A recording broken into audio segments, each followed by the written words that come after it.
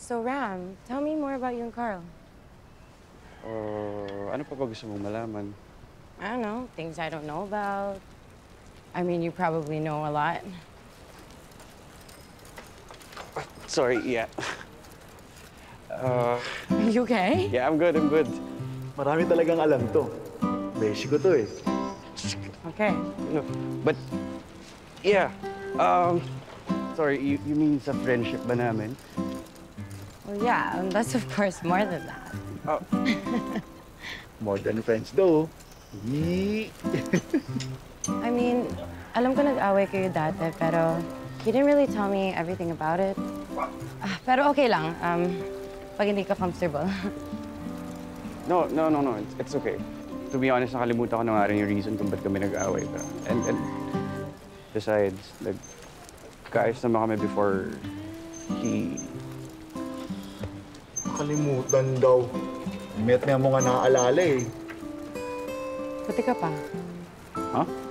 Nothing.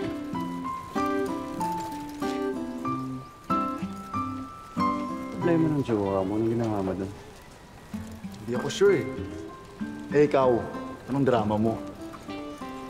Ang drama ko, ano lang naman, bumaba ka na kasi ang hirap na mag-pedal. Ito ka na nga lang, mabigat ka pa. Nax!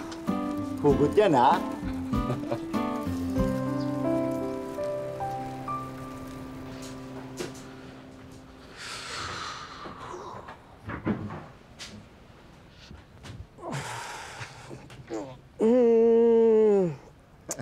Lagi na lang.